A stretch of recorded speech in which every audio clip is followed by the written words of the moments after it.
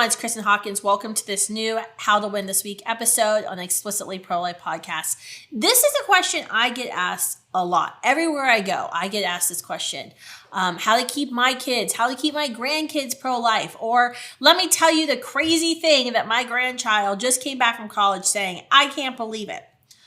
I think we have to face facts. The mainstream media, social media, most colleges, and much of the public school system in general are working against our efforts, your efforts to raise pro-life kids who will stay pro-life for their whole life. They want you to lose this battle. They want your child to be confused about his or her identity, convinced that truth is relative, and dependent on the government for their needs and their information. You can't coast through raising kids and just hope they'll turn out good, hope for the best. We as parents have to be proactive in taking steps to keep our kids pro-life. I say keep your kids pro-life because kids naturally start out pro-life. Because when you first tell a child what abortion is, what do they say? Why would someone do that? But how do we keep them pro-life? We have to show them that it is the correct, truthful, and moral position to hold. And we have to show them, as just more importantly, that having a pro-life worldview leads to flourishing on their own, flourishing for our entire society.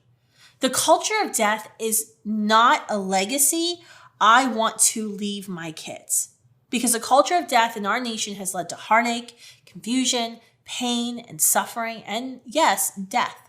Primarily through the tens of millions of children who've been aborted, who've been killed since 1973. Over the years, I've spoken to so many parents and experts about what are the best strategies for helping keep kids pro-life, to ensure that they flourish as pro-life adults. I'm going to share with you a couple of things I've learned. 1, teach your kids that truth is objective. Kids need to know the truth.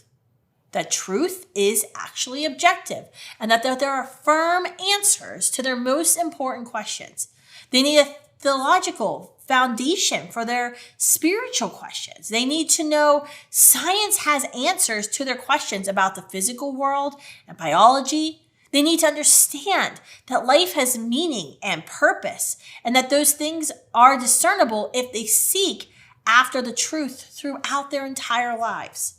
Imagine how unsettling it must be for a child to be told that truth is whatever you want it to be, and that the truth can change from person to person.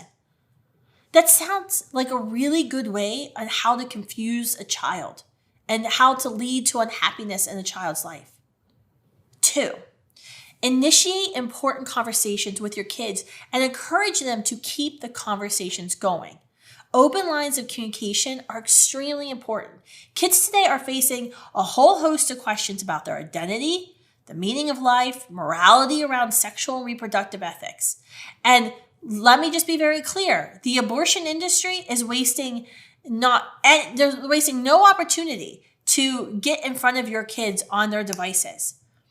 Talk to your kids first. Talk to them earlier than you think you need to.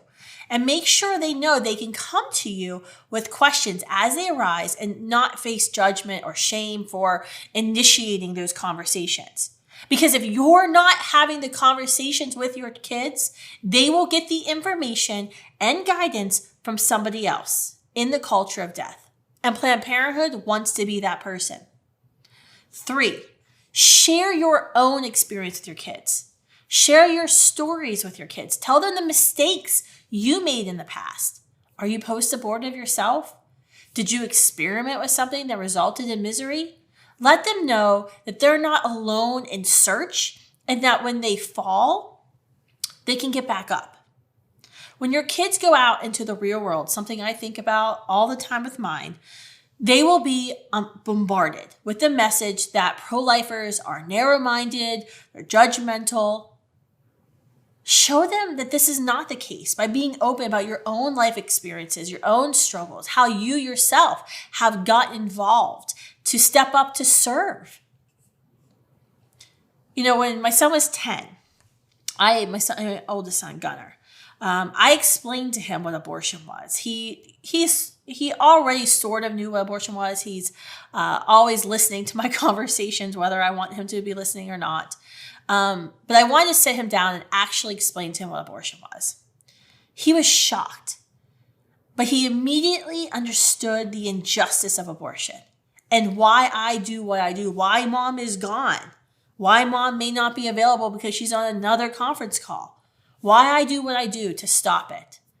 I started early with him and I reached him before anyone else was able to confuse him or give him misinformation on topic. It's sad that we live in a culture where a 10-year-old has to learn about abortion, where you have to have these adult conversations with kids. But I assure you, it is 100% worth it. And it's the key to keeping this generation now Alpha, pro-life.